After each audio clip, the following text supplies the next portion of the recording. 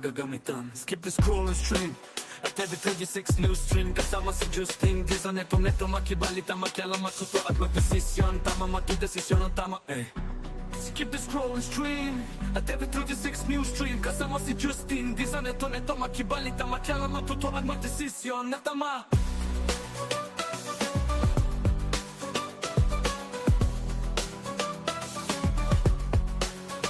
Skip the scroll and stream at every 36 news stream. Kasama si Justin Di sa neto makibalita, makialam, matuto at magdesisyon na tama, magdesisyon na tama.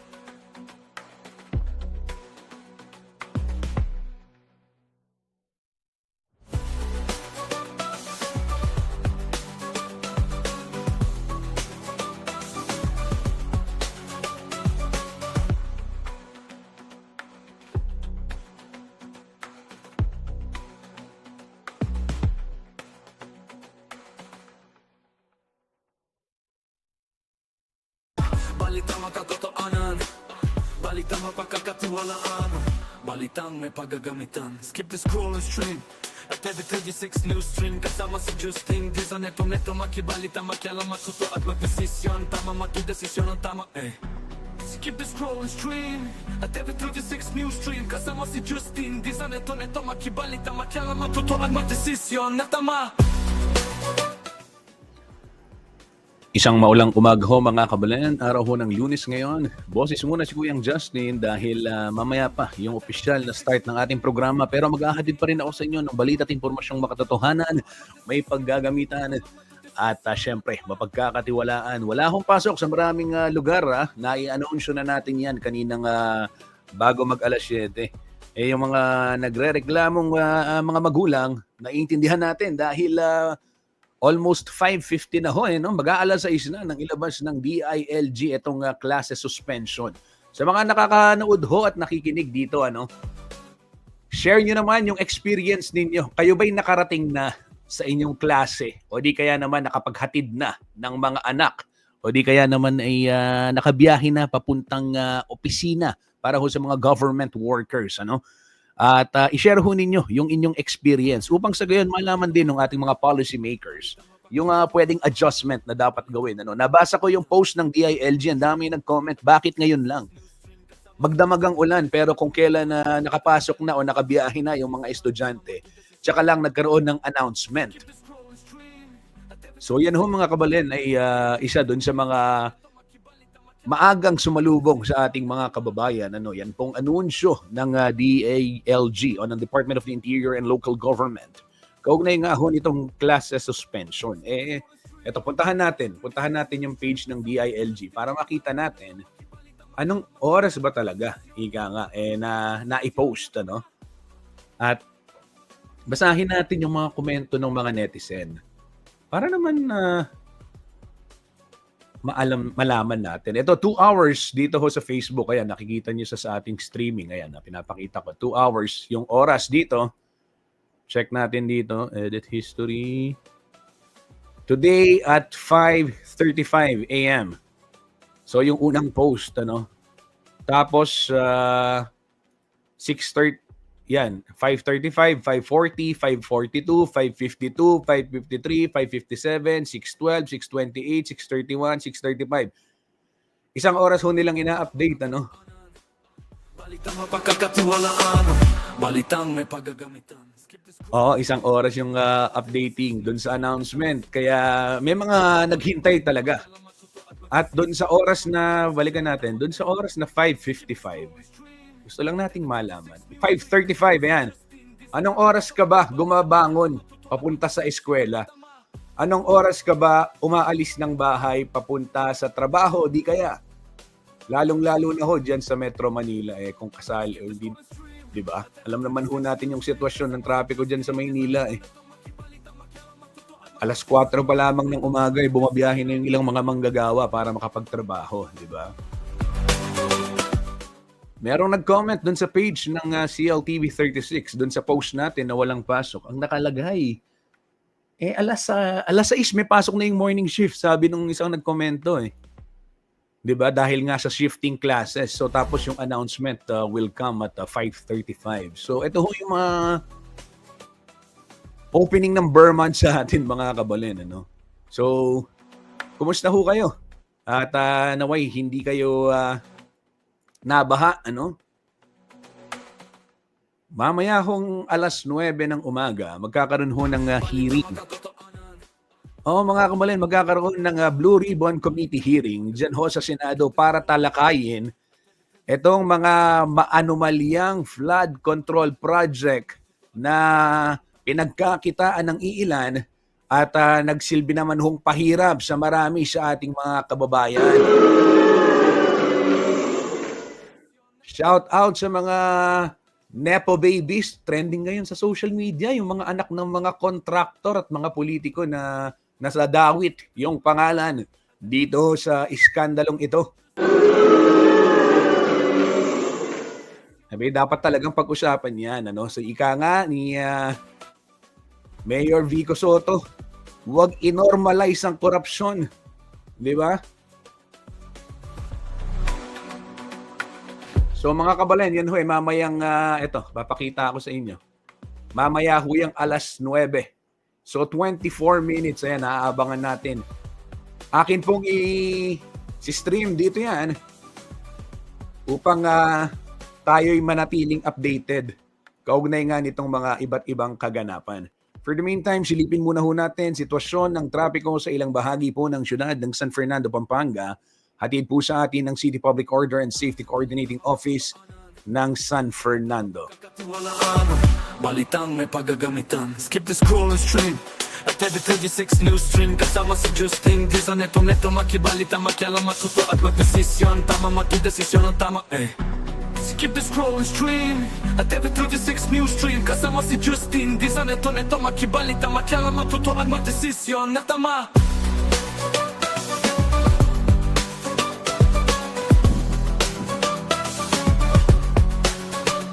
The scroll and stream at every 36 news stream. Kasama si Justin Disa neto makibalita, makialam, matuto at magdesisyon na tama, magdesisyon na tama.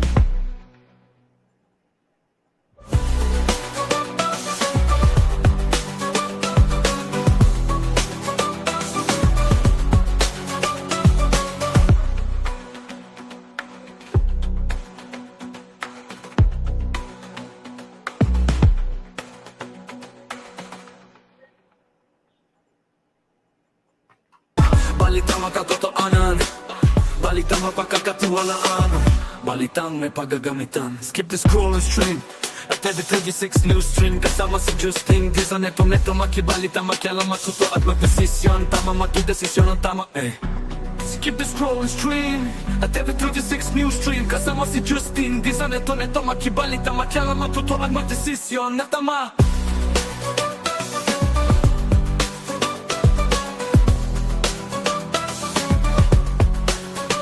Skip the scroll and stream at every 36 news stream. Kasama si Justin Disa neto makibalita, makialam, matuto at magdesisyon na tama, magdesisyon na tama.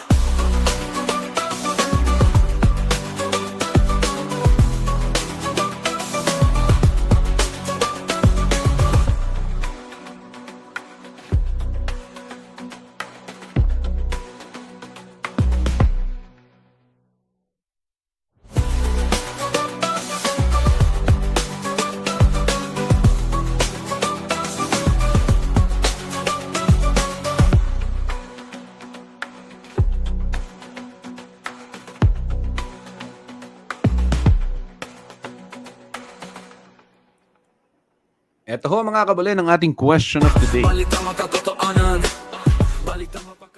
Nakapasok o nakabiyahe na ba kayo bago ang announcement ng DILG? At kung inyong naranasan yan, pwede ho ninyong ibahagi yung inyong naging experience at babasahin natin yung inyong komento. Ito pa yung upang malaman natin ano nga ba yung nagiging senaryo sa ground. Dahil nga gaya ng aking nabanggit, marami ho yung mga nagre-reklamo magdamag yung ulan. Bakit 5:35 hanggang 6:30 yung announcement? Imang mga estudyante, 6:00 pumapasok na.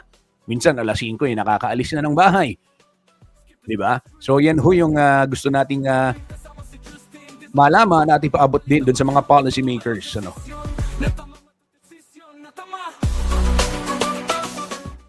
Yung pagbiyahe po tuwing malakas yung ulan, hindi ho biro yan. Hindi naman katulad nung dati. Dahil sobrang lakas nung ulan. Ano? Palakas ho ng palakas eh.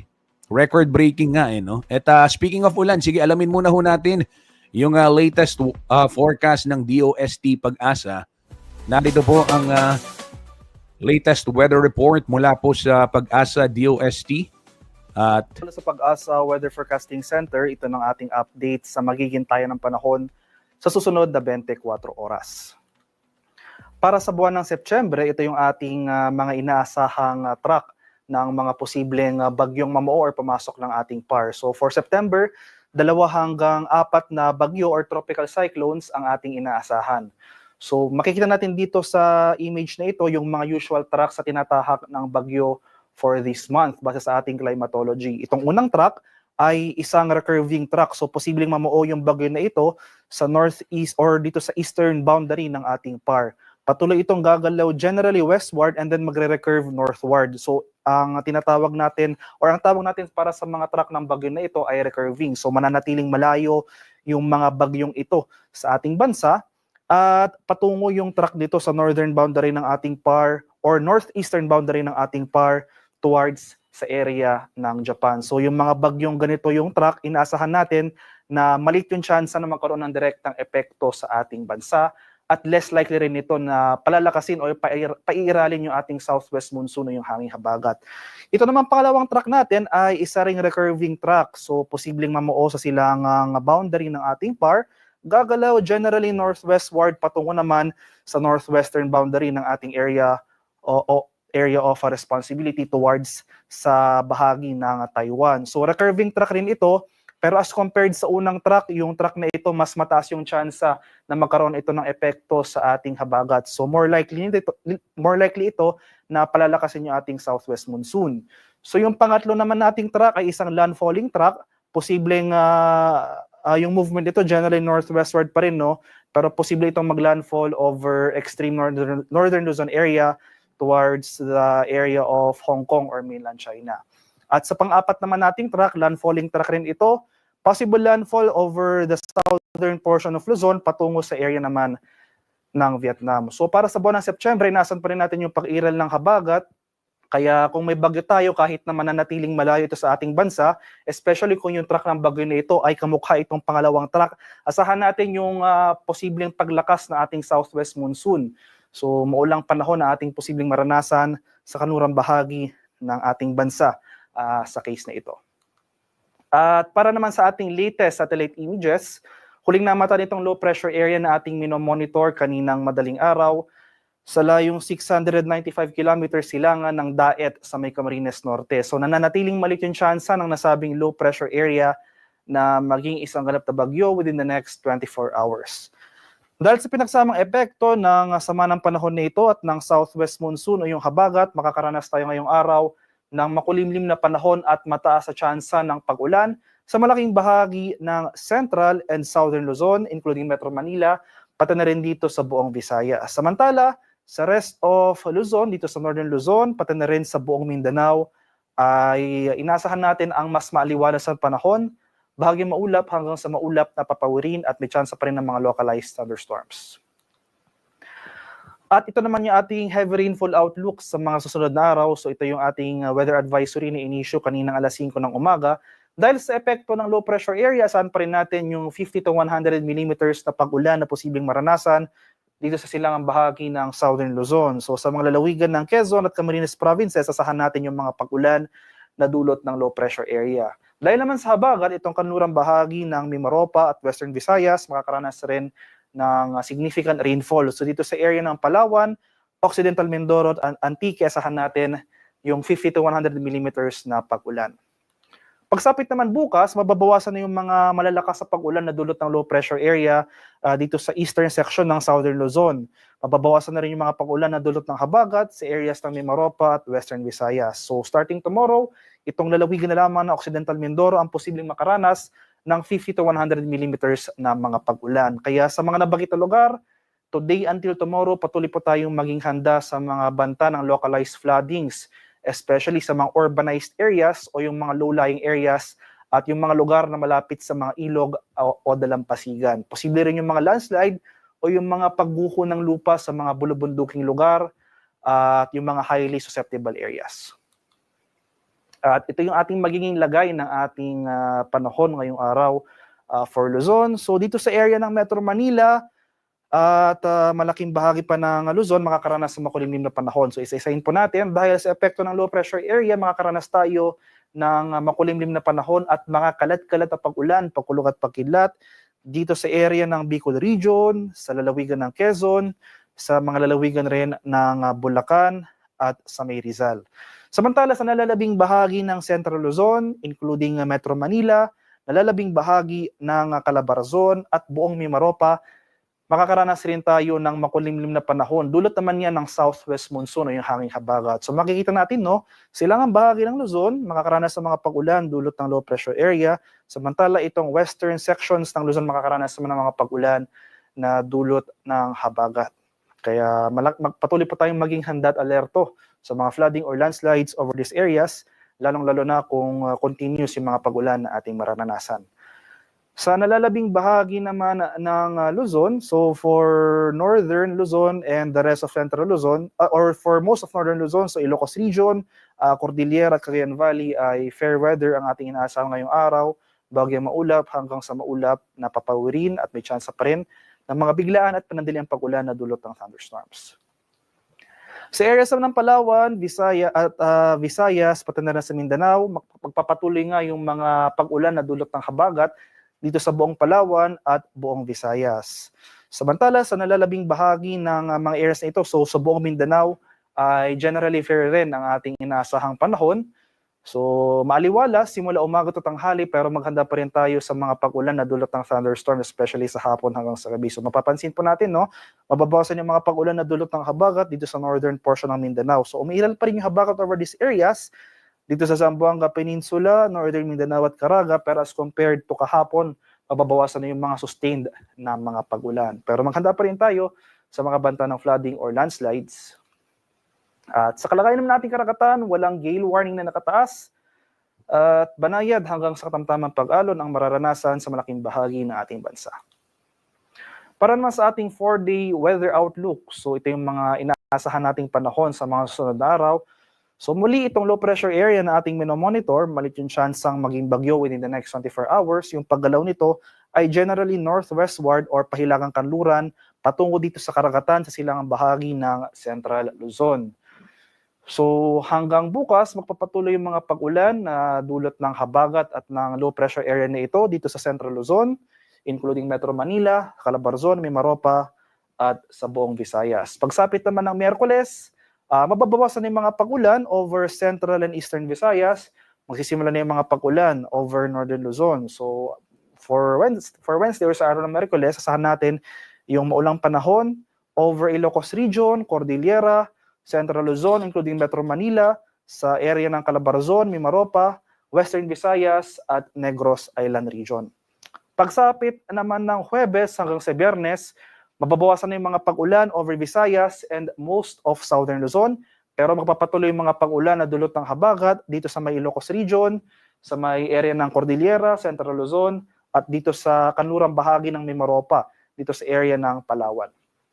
Kaya sa mga sunod na araw, patuloy po tayo mag-monitor ng mga localized advisories na ini-issue ng ating mga Pag-asa Regional Centers dahil posible pa rin yung mga tsansa ng localized thunderstorms. So ito yung mga malalakas sa pag-ulan sa bandang hapon hanggang sa gabi. So kahit panandalian lamang yung mga pag-ulan na ito, kung may kalakasan, posible pa rin ito magdulot ng mga pagbaha o pagguho ng lupa.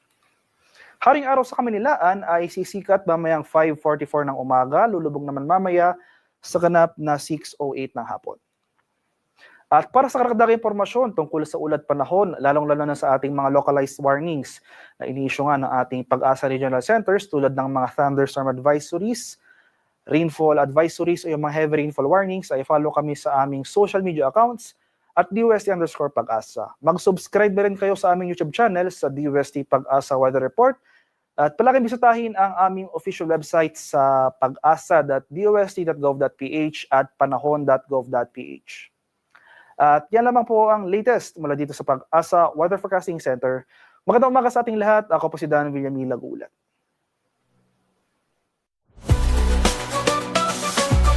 I wishes this one.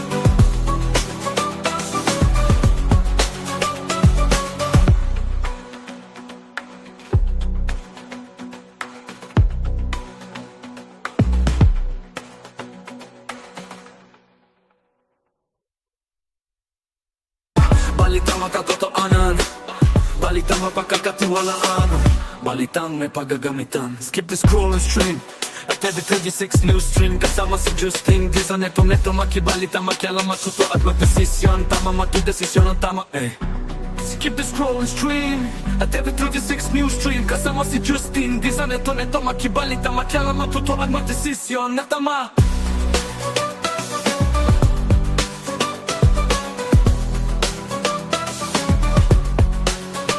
Skip the scroll and stream at every 36 news stream. Kasama si Justin Di sa neto makibalita, makialam, matuto at magdesisyon na tama, matudesisyon na tama.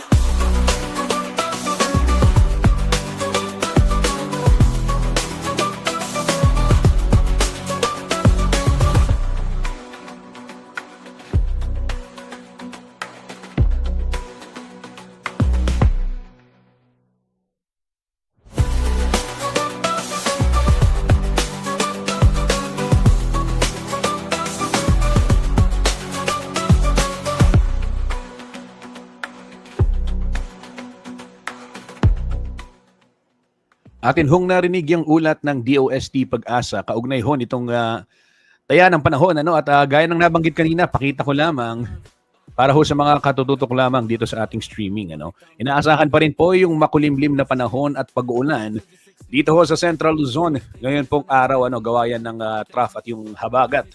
At syempre ganun din sa ilang bahagi po ng Kabikulan, ano, at sa Metro Manila. Kaya naman pinaghahanda pa rin po ang lahat, mga kabalen, sa posibleng banta ng pagbaha, lalo na ho sa mga urbanized area at yung mga low-lying areas, ano, yung mga malapit sa baybay dagat. Yan ho ang latest mula ho sa DOST Pag-asa. Ito, papakita ko na rin, meron pang isang latest, ano, yung rainfall advisory na inilabas din as of 8 a.m. Okay?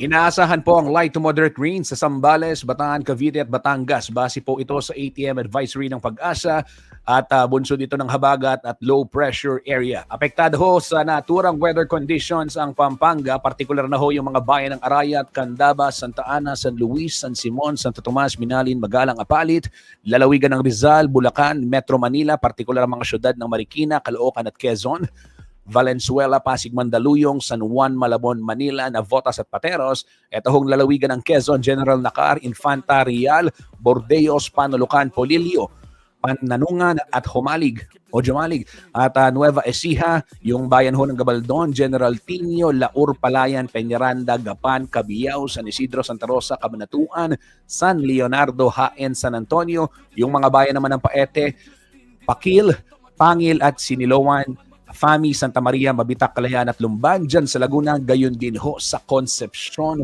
sa Tarlac. Yan ho ang rainfall advisory na inilabas ng Pag-asa as of 8 a.m. 36 News Street, kasama si Justin Di sa neto makibalita, makialam, matuto at magdesisyon na tama, matudesisyon na tama.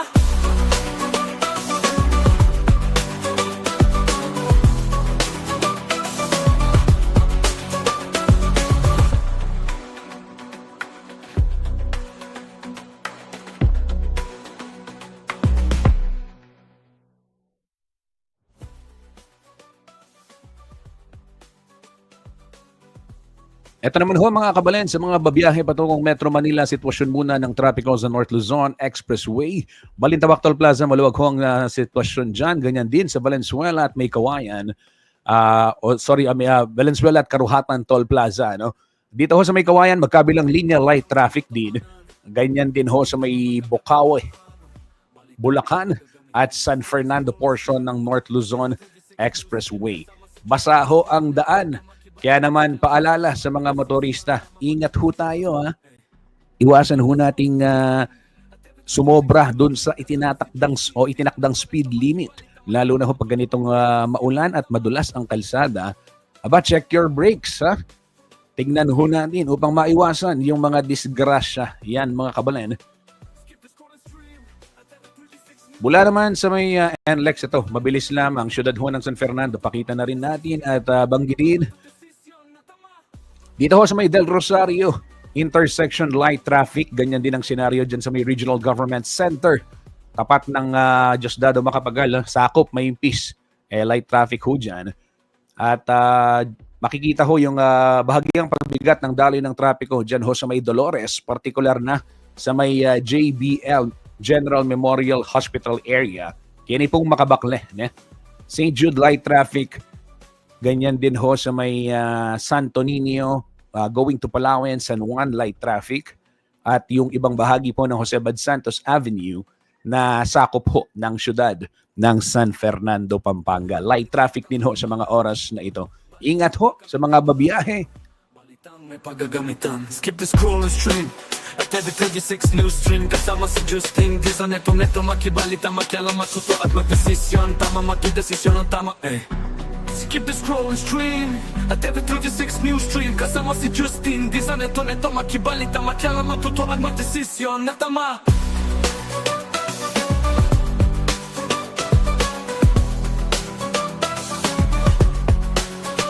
Skip the scroll and stream. At every 36 news stream. Kasama si Justin. Di sa neto makibalita, makialam, matuto at magdesisyon na tama, magdesisyon na tama.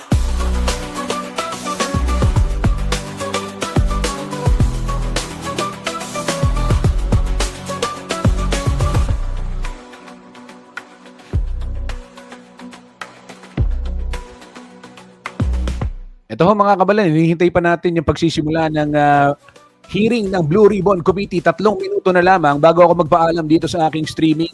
Banggitin ko na rin sa mga hindi pa ho nakakabasa.